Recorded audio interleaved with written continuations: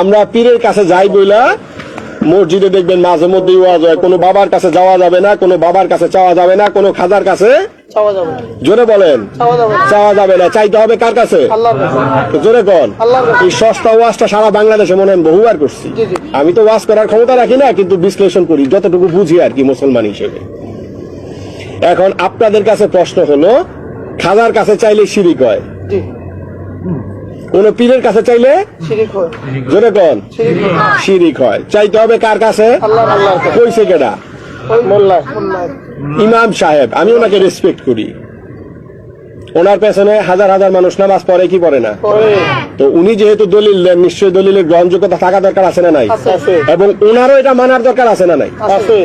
জোরে কন, স্বীকার করেন এটা কি কি? যেটা উনি বলেন সেটা ওনার মানার দরকার আছে না নাই? তাহলে ইমাম সাহেবেরও এই শিরিক থেকে বাঁচতে হবে কি হয় না?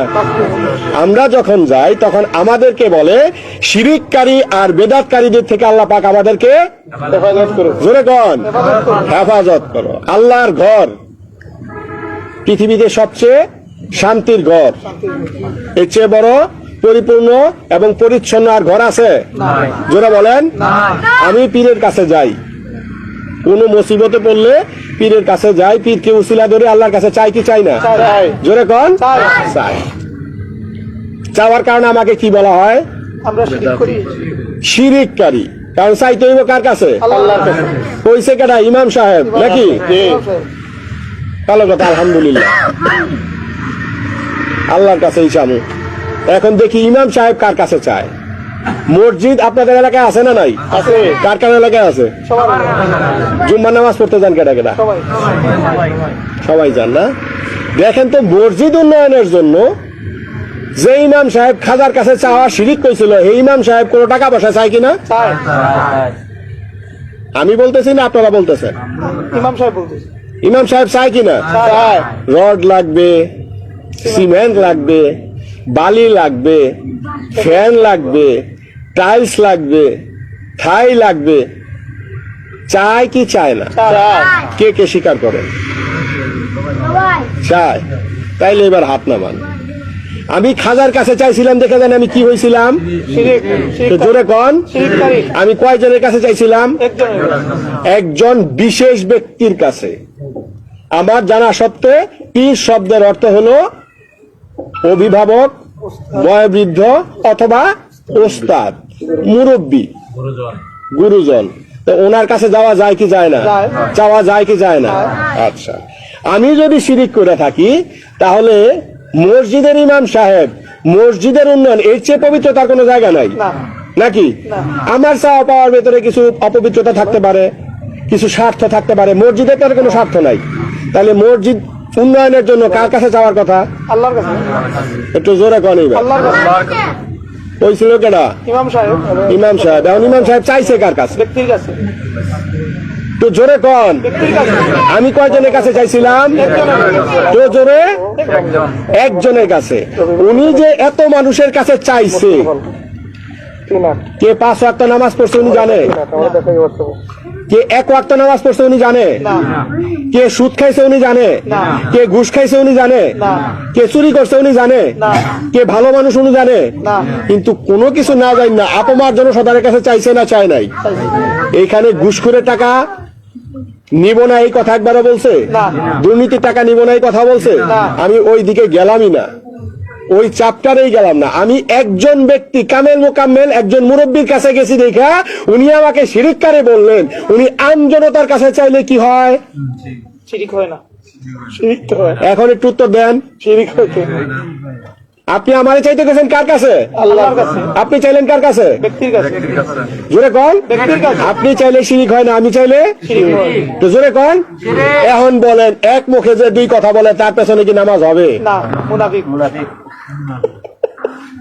আমি কাউকে কোনো খারাপ মন্তব্য করি না, প্রশ্ন আপনাদের বিবেকের কাছে।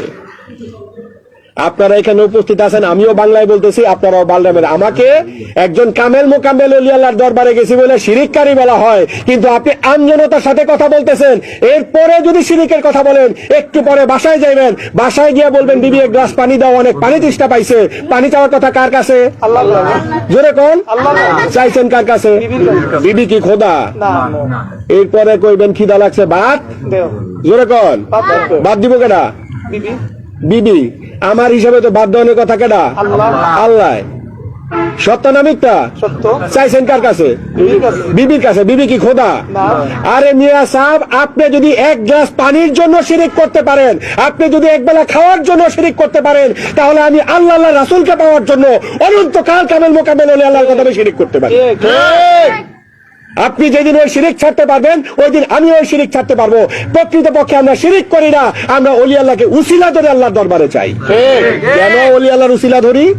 কারণ আমার চোখ অপবিত্র, আমার মুখ অপবিত্র, আমার জবান অপবিত্র। আমি মনে করি যে আমার এলাকার যে চাওয়া পাওয়া আছে, এলাকার চেয়ারম্যানের কাছে কইলে জিনিসটা সিগনেচার করে দিব, কাজ হয়ে যাবে। মনে করি কি করি না? এলাকার এমপি যদি একটু সুপারিশ করে দেয়, কাজটা মনে করি কি করি না? ঠিক একই ভাবে আমরা যারা তাসাউফপন্থী মানুষ, আমরা বিশ্বাস করি যে কামেল মোকাম্মেল ওলি আল্লাহ যখন একবার হাত তুলবে, একবার তার জবিন মোবারকে বলবে, আল্লাহ পাক নেককার তা কবুল করে নেবেন। যার কারণে আমরা কামেল মোকাম্মেল ওলি আল্লাহর দরবারে যাই। তাই আমি আপনাদেরকে উদারত আহ্বান জানাবো, আপনারা যারা এখানে উপস্থিত হয়েছেন, এই শিরিক আর বিদআতের ফিতনা থেকে আমাদেরকে বেরিয়ে আসতে হবে।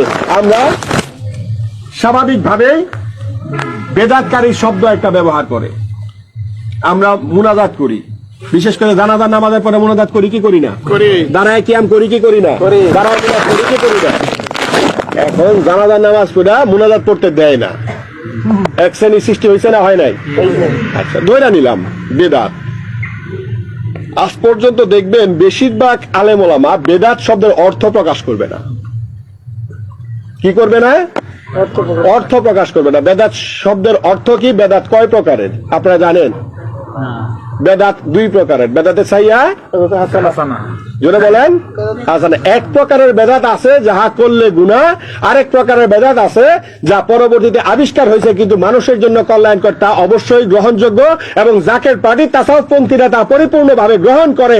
কিন্তু আমার কথা হলো, আপনি বেদাত বেদাত বললেন, আল্লাহ রাসূলের জামানার পরবর্তীতে যা আসছে সবই বেদাত। আপনি যে মোবাইল ব্যবহার করেন, এটা কি বেদাত?